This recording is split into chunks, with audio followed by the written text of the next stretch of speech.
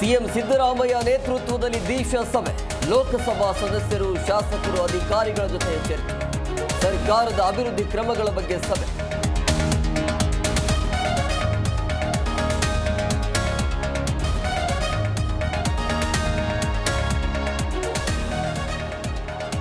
BBMP ಆಯಸ್ಸು ಇನ್ನು ಕೇವಲ 1 ದಿನ.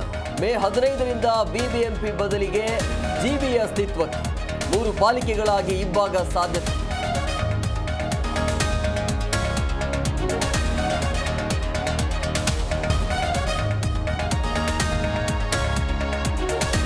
ಮೋದಿ ನೇತೃತ್ವದಲ್ಲಿ ನಡೆದ ಸಂಪುಟ ಸಭೆ ಅಂತ್ಯ, ಭದ್ರತೆ ಕುರಿತಂತೆ ಗಂಭೀರ ಚರ್ಚೆ, ಸುದ್ದಿಗೋಷ್ಠಿ ನಡೆಸಿ ವಿವರಣೆ ನೀಡಲಿರುವ ರಾಜನಾಥ್ ಸಿಂಗ್.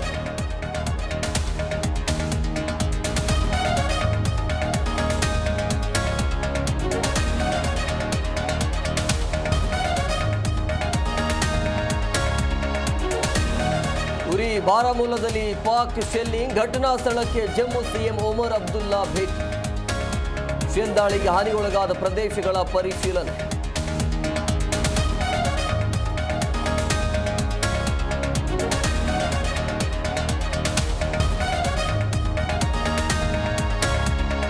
ಪಾಕ್ ವಶದಲ್ಲಿದ್ದ ಬಿಎಸ್ಎಫ್ ಯೋಧ ರಿಲೀಸ್, 20 ದಿನಗಳ ಬಳಿಕ ಪೂರ್ಣಾಂಶ ಬಿಡುಗಡೆ. ಏಪ್ರಿಲ್ 23ರಂದು ಆಕಸ್ಮಿಕವಾಗಿ ಗಡಿ ದಾಟಿದ್ದ ಯೋಧ.